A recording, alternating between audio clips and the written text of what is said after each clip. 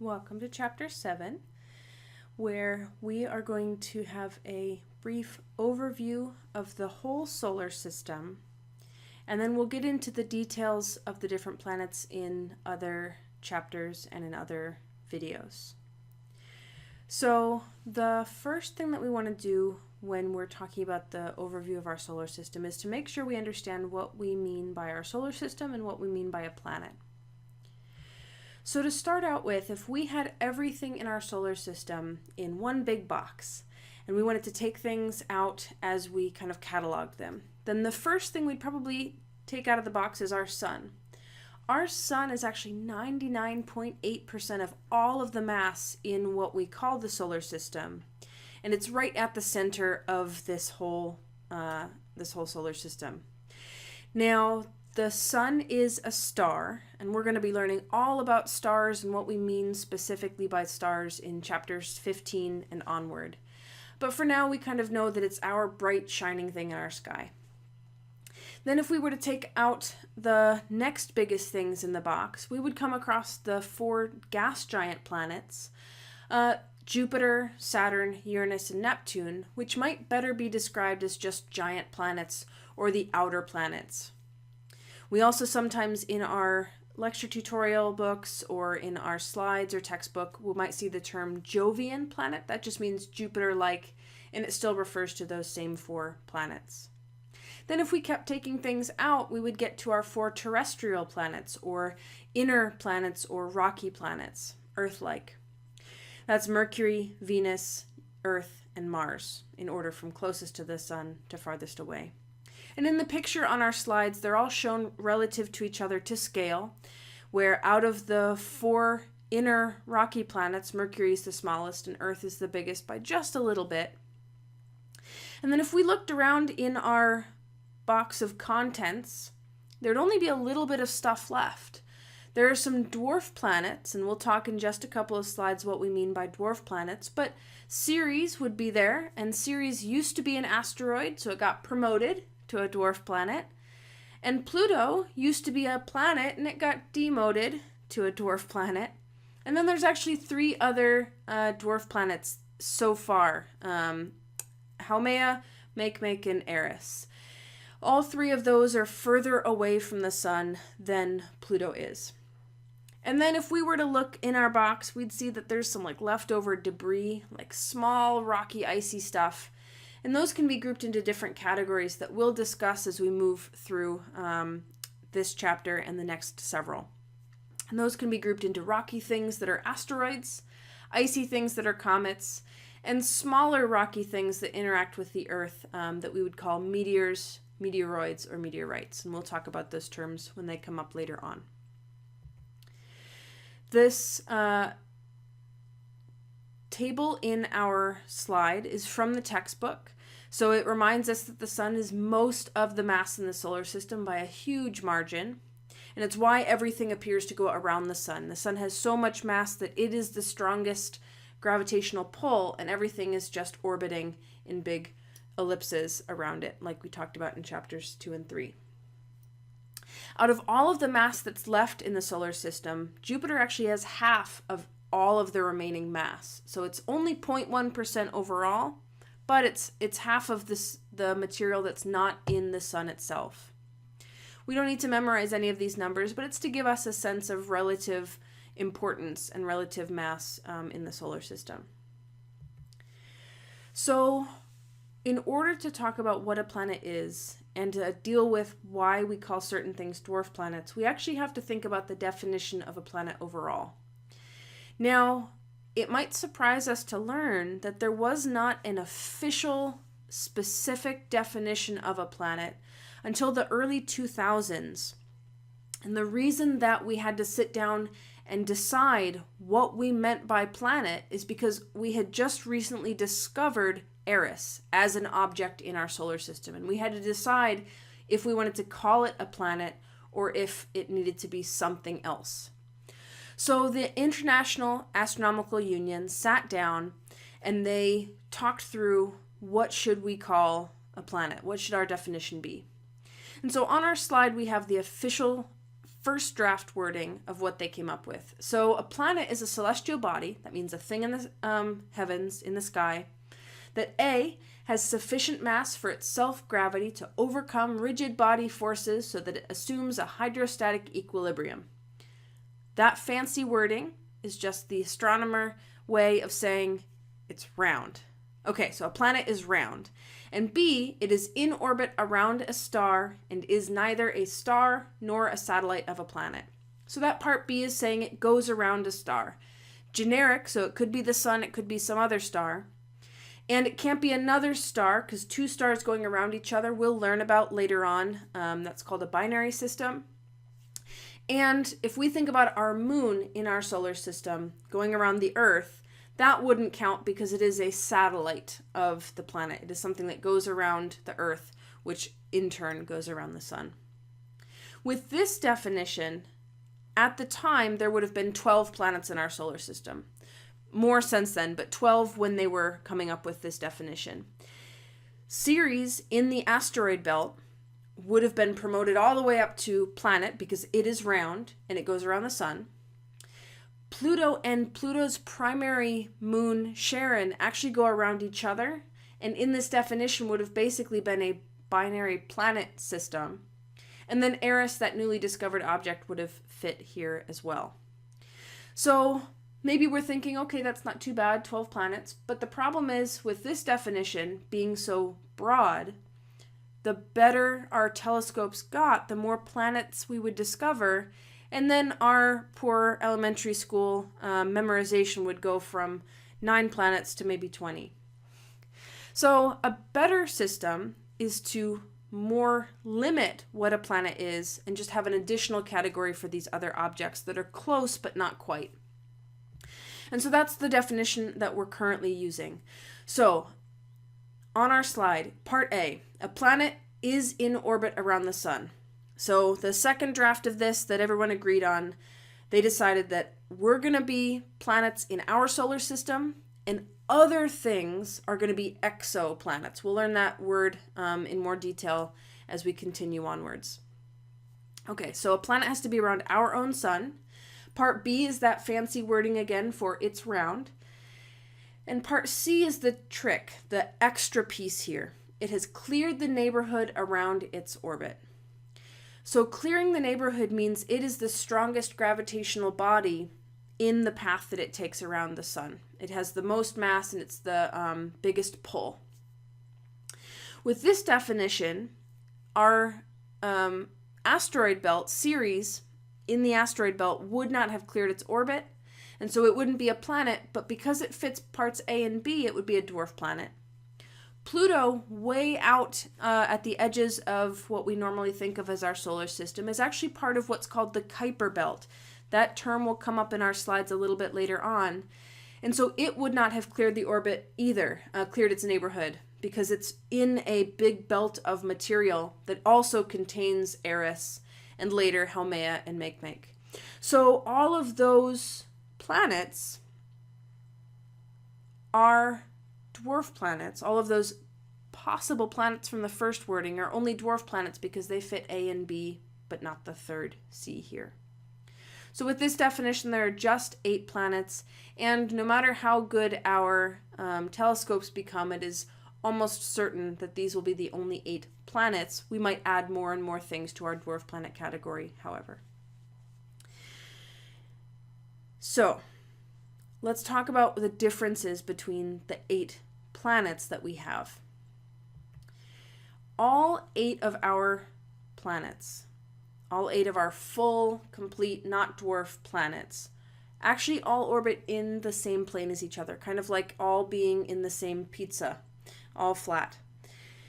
And all of those orbits are very close to being circles. They're not perfect circles, we talked about that with Kepler's laws, but they're pretty close. The dwarf planets, on the other hand, which are shown here with red orbits in this picture that we're looking at, all of the dwarf planets have tilted orbits, and they're all much more elongated, more elliptical, and more eccentric orbits than the major planets. And so it kind of hints at a different formation mechanism or different history to those dwarf planets than to our major planets. Okay, so a brief overview, and we'll think a little bit more about these other planets as we continue on in this week and next. The word terrestrial means Earth-like. All 4 of the inner planets are similar in structure and composition to the Earth. They're all mostly made of rock, and they're all fairly small. All 4 of these objects are shown on the slide, relative sizes to each other. So Mercury and Mars, Mercury on top, Mars on the bottom, are both similar in size to each other. Venus is sometimes called a sister Earth because it's very close in size to the Earth. And so they're all relatively small. We notice that our planet is the only one with extensive oceans, and we'll talk a little bit more in the coming week or two why that might be. But otherwise, they're all similar to each other. When we compare the Earth then to the outer planets, so the Earth is here at the bottom of this picture, shown to scale with the outer planets, we see a very big difference.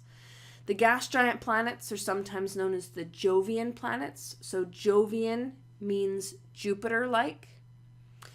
And all of the outer planets are very similar in structure to each other. Jupiter and Saturn are very close in composition to each other, and Uranus and Neptune are very close in composition to each other. Saturn is known for its extensive ring system, but one thing that we'll learn as we go through is that all 4 of the outer planets actually have a ring system of one kind or another. Relatively small and hard to see with visible light, but they all have ring systems. Okay, so one thing I want you to do, and what I'd like you to try to do is pause once I've gone through the description and try to do this on your own. And then you can rewind the video, or if you have the slides handy, you can go back to those previous sizes. But one thing I want us to understand is that we should build up an understanding of relative sizes of planets. This doesn't involve memorizing the actual number value diameters. Even that's not in my brain. It's not something that's useful to us. But knowing which planets are bigger than each other is a useful task. So what I want you to do is to group all of the planets in pairs. So I'll do one for us. Earth and Venus are very similar in size. They would be a pair. And then what I want you to do is to rank those paired planets from largest to smallest. So pause the video, reread the instructions if you have to, and then try this before I go through the answers. Okay. So even if we flip back one slide, we see that Jupiter and Saturn would be paired together, and they would be our largest set or largest pair of planets. Uranus and Neptune would be paired together. They're almost indistinguishable on our slide. Uranus is a slightly lighter blue, Neptune is a slightly darker blue, but they would be very similar in size to each other and would be our next pair. Then as we go down to the smaller inner planets, Earth and Venus would be paired together, and they would be third in our set. And then lastly, Mercury and Mars would be paired together. They're not identical in size, but they're close, and they would be paired together. Now, the reason that I have this brief ranking task for us is because I want us to understand the difference between memorizing something and having some critical thinking skills. If on a homework assignment or a quiz or the eventual final exam, if I asked us to compare Earth and Venus in size, that would not be a fair question for me to ask you. Those are similar enough in size that having to look up the exact numbers would be the main way we might go about that. Or if I were to ask you to compare Jupiter and Saturn, that's not a fair question. What would be a fair question is if I asked you to compare Mercury and Neptune, or if I were to ask you to compare Venus and Saturn. We do need to have enough in our mental model, in our framework, to be able to make those kinds of comparisons. A larger planet compared to a smaller planet, where there's a big enough difference even just by a quick glance at a image, is something that we need to be able to do. So that might take practice, that might take looking back and kind of reviewing the images that we see in the slides and in the textbook. But that's kind of where we need to be eventually. Okay. So this next section is one that is kind of interesting. I did a project way back when I was an undergraduate, and I had an internship where one of my biggest projects was to count craters on the surface of Mars. The reason that I had that as a research project with my advisor was because by counting up how many craters we see, we can actually figure out how old the surface that we're looking at is before something else has happened to it. But there's a limit to what kind of questions we can ask and what kind of scientific models we can build with this counting craters aspect. Because, for example, the image on our screen right now is the far side of the moon, the side of the moon that's never facing the Earth. If we think back to chapter 4, the moon is tidally locked. We always see the kind of upside down bunny rabbit or man in the moon side. We don't get to see this back half. We've got tons and tons of craters visible in this image, and if we counted them up, there would be a really big number compared to Earth, which has a really small number. But does that actually mean that the moon itself is older than the Earth? No. What it does mean is that the surface of the moon is older. Nothing has happened to it. Whereas for the Earth, there's constantly new surface of the Earth being generated. We'll eventually be thinking about plate tectonics in chapter 8, where we learn that the Earth's surface is recycled and regenerated. And there's also erosion processes that happen on the surface of the Earth to get rid of some of the smaller craters that could have been present. So this first method for aging something is just to be able to measure the age of a surface. What's more useful to astronomers to be able to figure out how old is this whole object is by using radioactive dating. Now, a lot of students, when we look through the part of the chapter here that talks about radioactive dating, a lot of students are kind of taken aback by the math. We don't need to focus so much on the specific equations. We don't need them for our purposes. But we do want to understand what radioactive dating does for us. Not all elements, but some, if you just leave a chunk of that element sitting out, it will spontaneously turn into something else. And when it does so, it might give off an electron, or it might give off a helium particle, or it might give off a gamma ray. And that's what radioactivity is, if we're thinking about that, is it's something where those things can be dangerous or have a lot of energy. But the actual process is not something that is like just making it going to glow green or anything like that. A lot of misconceptions that we have around radioactivity. Radioactive dating is saying, okay, if a particular element does do this, where it does actually turn into something else, it does so in a statistical kind of way. So let's imagine that we have a handful of dice. Okay, so just 6-sided dice, they have the numbers 1 through 6, and we roll them.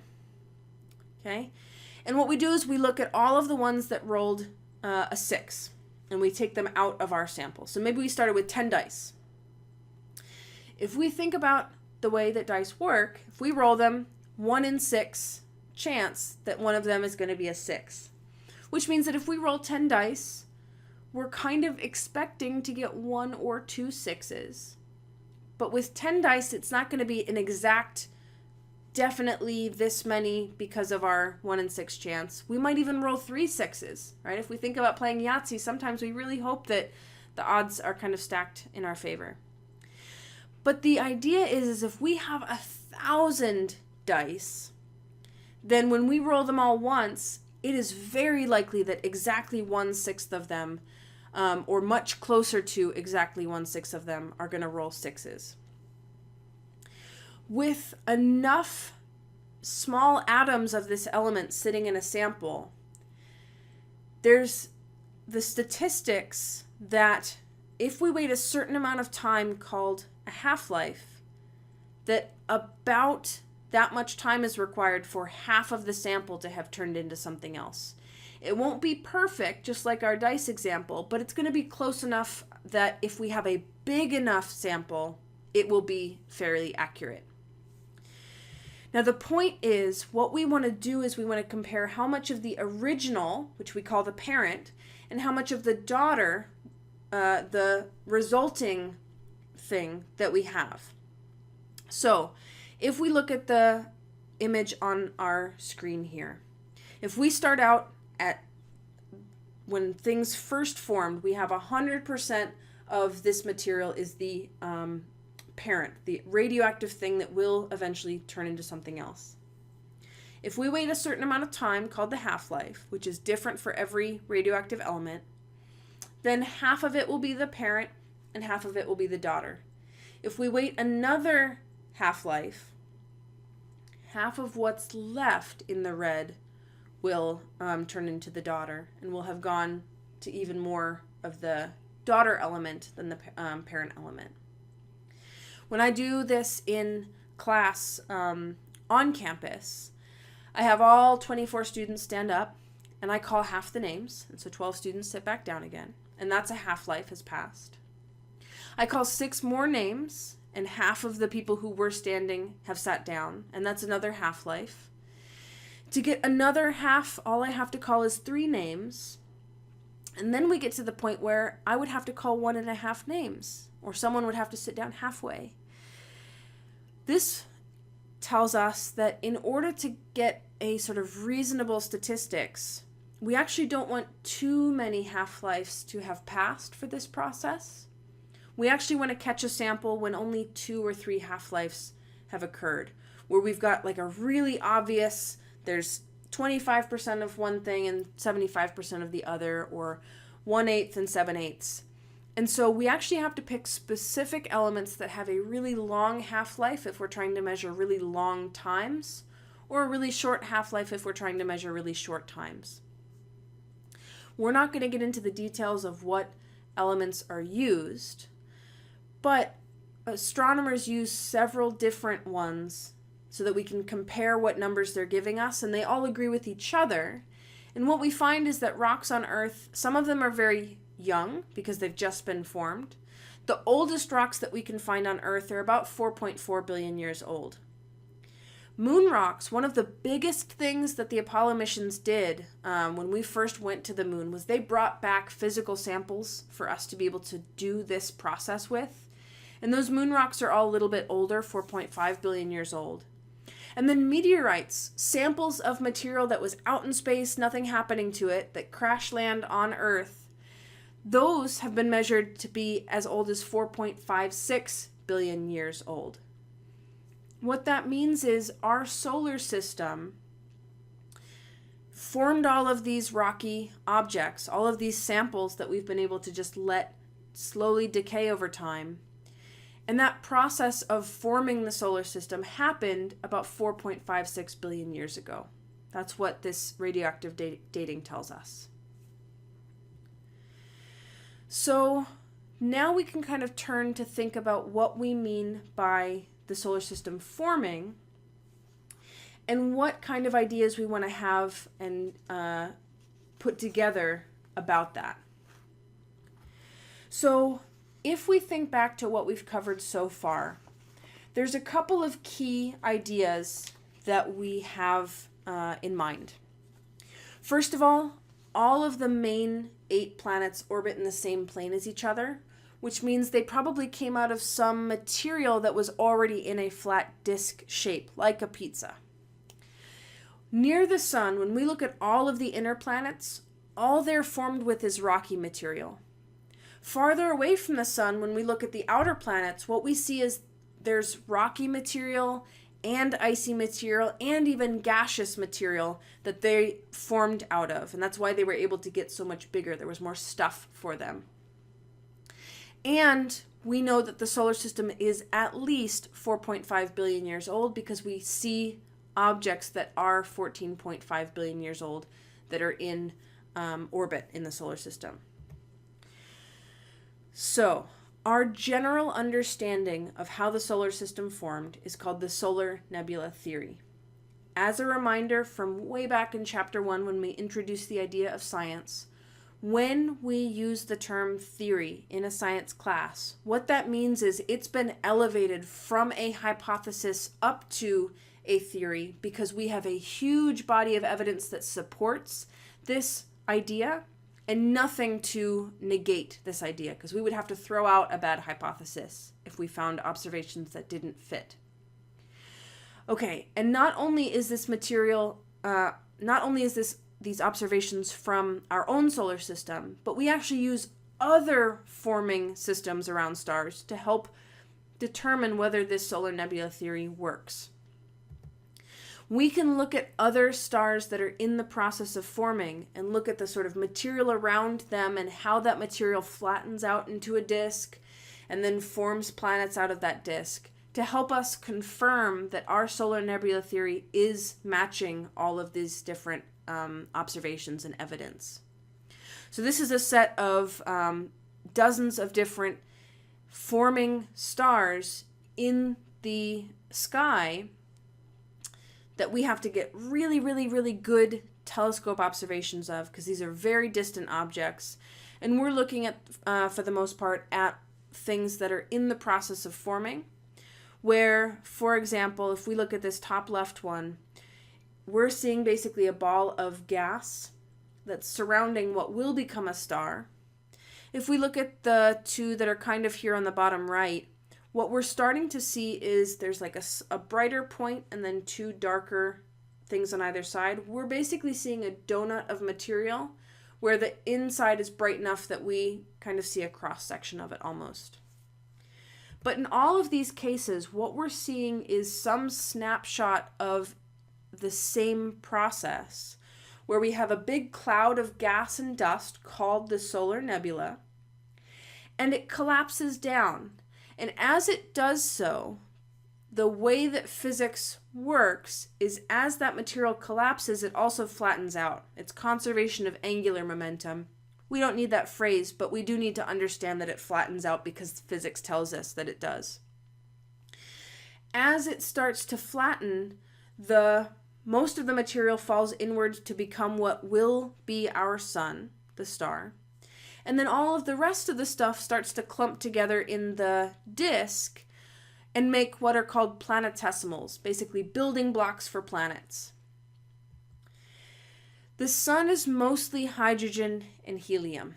We'll be seeing that kind of phrasing and that fact over and over as we continue on in the semester. The sun is like 75% hydrogen, 25% helium, but there's 2% other stuff. All that other stuff is what you see when you look around you. In your room, your computer or phone, whatever you're watching this video on, all of that is made of the other stuff. Now, the gas and the dust in this solar nebula, when we say dust, for the most part, what we're talking about is that rocky material that was able to condense down into small grains and then kind of build up to smaller rocks that we could call planetesimals that then kind of came together through gravity to build up what we eventually understand to be our rocky planets and the cores of the outer planets. Everything else, though, stayed a gas, and that gas was so hot that it was moving around very quickly and couldn't be contained by gravity. So the Earth could not hold on to all of that hydrogen and helium. It moves too fast.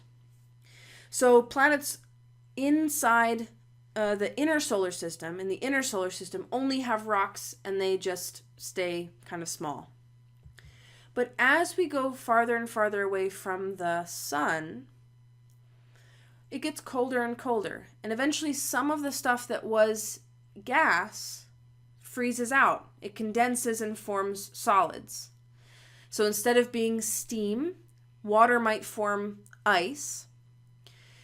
And so rocks are also out there. All of the dust and rocks that we have in the inner solar system are also in the outer solar system, but now there's also ices.